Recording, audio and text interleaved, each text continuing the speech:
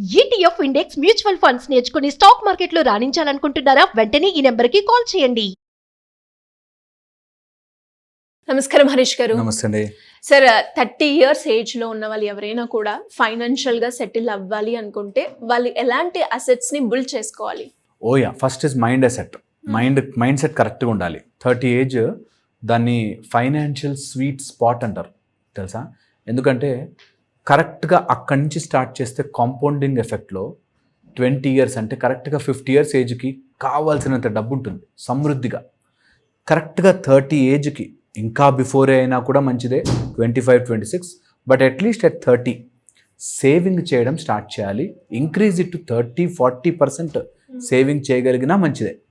Okay, generally rule ఏమంటారంటే 30 yearsలో ఉన్నప్పుడు pay your self first అనే రూల్ ఉంటుంది. అంటే నీ జీతం వస్తే నీ కోసం నువ్వు, నీ ఫ్యూచర్ కోసం నువ్వు దాచిపెట్టాల్సింది ఏంటి, అది సేవ్ చేయడం స్టార్ట్ చేశాక మిగతా ఖర్చులు. 30 years అప్పుడు నువ్వు బాగా కోటీశ్వరుడు అయిపోతావులే అని ఎవడు ఎక్స్పెక్ట్ చేయడు.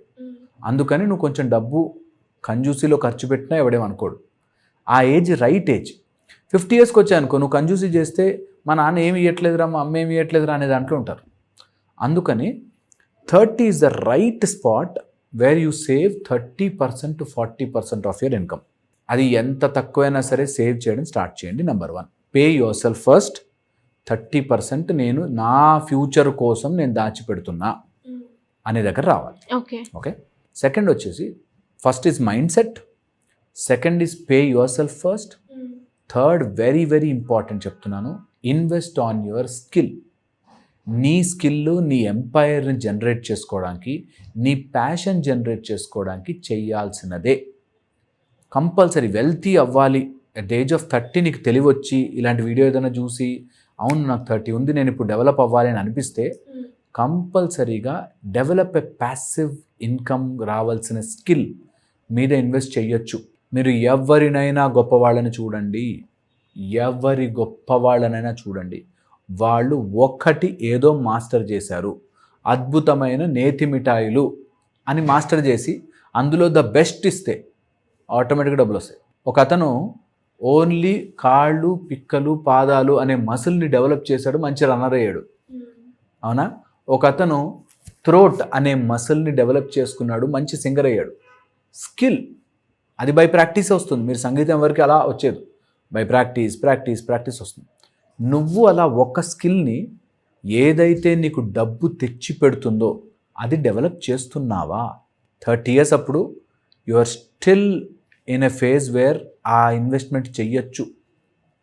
సో చెయ్యండి. 30 yearsకి నీకు ఇన్కమ్ వచ్చిన దాంట్లోంచి సేవ్ చేయడం స్టార్ట్. 26కి స్టార్ట్ అయింది అనుకోని ఇన్కమ్, 4 years ఓకే అటు ఇటు తిరిగావు, ఎంజాయ్ చేసావు, డబ్బులు వచ్చేది. బట్ 30 నుంచి మాత్రం డిసిప్లిన్ అయిపోవాలి. ఒక స్కిల్ మీదకి నెక్స్ట్ నా ఎంపైర్ దీంట్లో ఉండబోతోంది, నా సామ్రాజ్యాన్ని ఇందులో సృష్టిస్తున్నా అనేది చేయాలి. నేను చూసిన ఒక అతన్ని చూశాను. అతను ఈ సినిమాలకు అమ్మే కెమెరాల మీద ఇన్వెస్ట్ చేశాడు.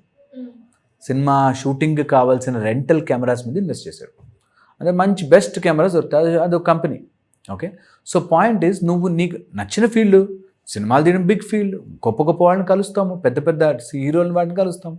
అందులో నా ఇంట్రెస్ట్ ఉంది, డబ్బు పెట్టా, ఒక బిగ్ రెడ్ కెమెరా కొన్నాం, బిగ్ మనీ.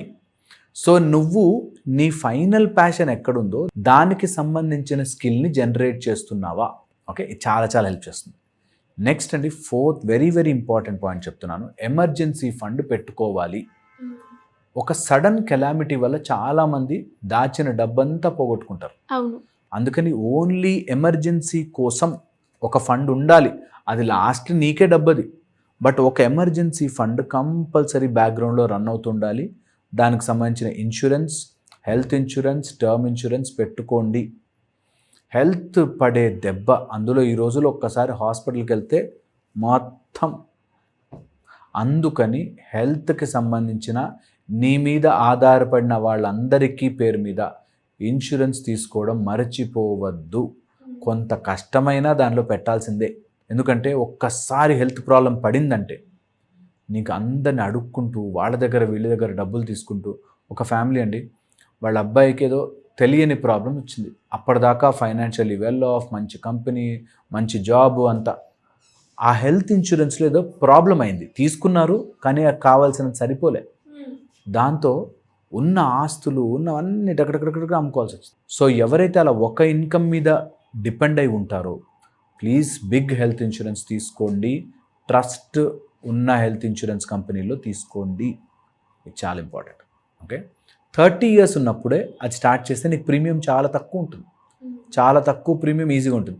నాకే హెల్త్ ప్రాబ్లం లేదు కదా అని ఆగద్దు. ఓకే, చాలా ఇంపార్టెంట్. నెక్స్ట్ ఇంకొక last and final major point, 30 years అప్పుడు చీప్ చిల్లర ఖర్చులు కొన్ని వస్తాయి. ఎంజాయ్ చెయ్యాలి కానీ దాన్ని ఓవర్గా చేసి పాడు చేసుకోడు. చీప్ డోపమైన్ ఖర్చులు, ఎక్కడికో వెళ్ళాలి, ఏదో తిరగాలి, తినాలి, ఓకే ఎంజాయ్ చేయాలి, బట్ దాంట్లోంచి నువ్వు రియల్లీ వర్త్ ఇట్ చూసుకోవాలి, వాల్యూ చూసుకోవాలి. రెగ్యులర్గా అట్లా వేస్ట్ చేయడం వల్ల నీ డబ్బు ఒక్కసారి చేతిలోంచి వెళ్ళిపోయిందంటే రాదు. దానికి ఆ చీప్ చిల్లర ఖర్చుల్లో వెరీ ఇంపార్టెంట్, నిన్ను పట్టుకుని తినే ఫ్రెండ్స్. వాడెవడో అడుగుతాడు అప్పు, అరే ఇయరా అంటాడు, ఉంటాయి మన అకౌంట్లో 4-5 lakhs ఇచ్చేస్తాం.